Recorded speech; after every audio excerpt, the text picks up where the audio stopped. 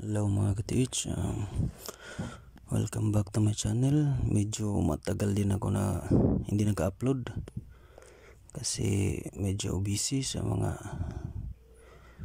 ginagawa natin sa pang-araw-araw. Ito nga pala mga ka-TH, isa sa mga site na i-decode natin. Kung makita nyo, talagang klarong-klaro yung stone map talaga mga ka-TH. Triangulation nga pala to ng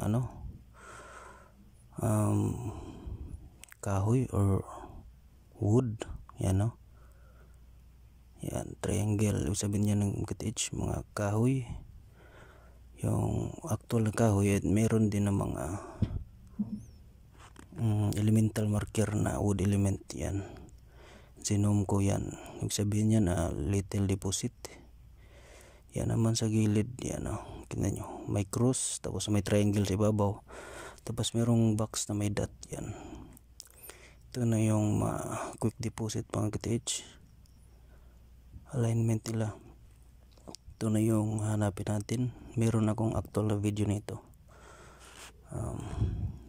nasa unahan lang. Yan, kung makikita nyo mga ka-TH, triangle yan. Tapos sa kabila din merong triangle, kahoy kasi ito mga ka-TH tapos na namin ito na survey. Tapos ito na yun, yung decoding. Makita mga ka-TH, yan o, triangle, tapos merong dalawang slash sa baba na putol. Yan o, ibig sabihin yan yung deposit natin ay nasa 2 yards or 6 feet under. Tapos kung makita nyo, meron dyang box sign sa baba ng triangle. Yan yung target mo ka-TH. Tapos yung dot na yan nagsilbing confirmation yan na 1 deposit under that tree. Yan, makikita nyo rin yung anong klaseng kahoy yung meron sa site. Yan, tapos yung arrow na nasa ibabaw na parang nakapoint siya na may slash, yan, quick deposit sign din yan. Yung niya, kung gaano siya kalalim, yung nasa gilid na dalawang slash, yan, 1 slash meaning 2 yards pa ilalim ng kahoy, sa ilalim mismo ng kahoy. Yan namang sa kabila, sa left side, yan, may cross, tapos yung cross nasa loob ng box, tapos mayroong triangle sa ibabaw, tapos yung sa ilalim may yung pang square na rectangle, yan na may dot sa ibabaw, sa baba, sa loob. Yan na rock and close yan mga ka-TH. Yan, isang target din natin yan.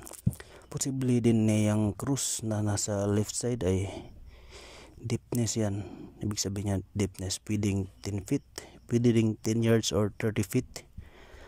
Pag small deposit yung target natin, pag nakuha natin yung target sa 9 yards, yan 3 to 9 yards, yan quick deposit yan.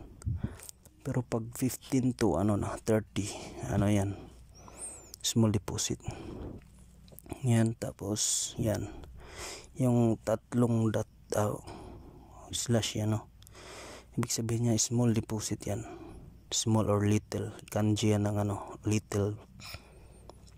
Yan, tapos merong sa baba yun, merong box marker.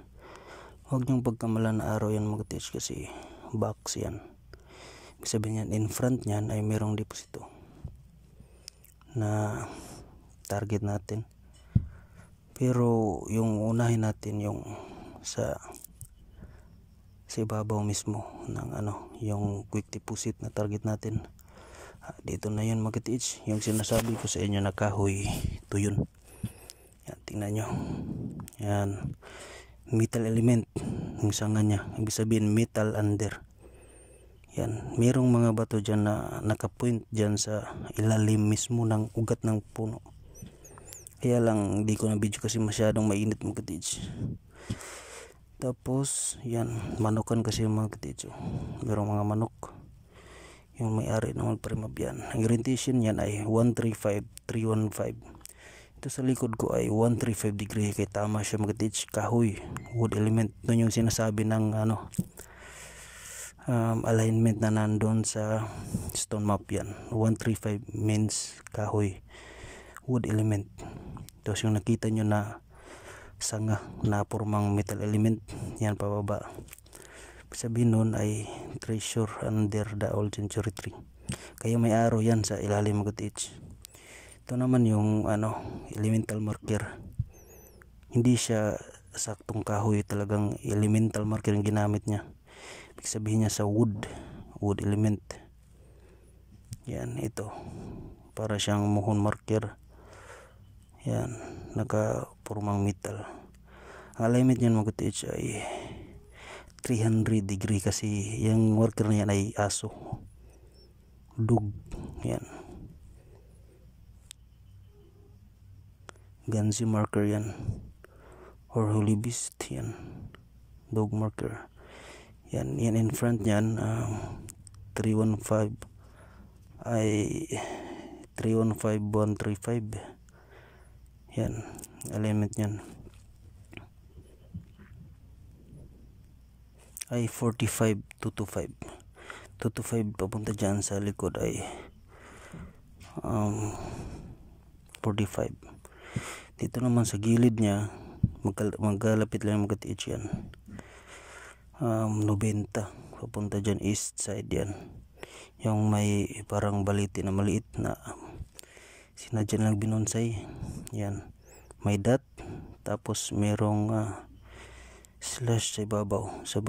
Ibig sabihin ay under the big stone yan, big boulder yan. In front dyan yung dig site yan. Yan quick deposit din yung target natin ito mag-teach. Ilalim lang ng boulder na yan. Yan yan, merong marker yan sa ibabaw na egg marker.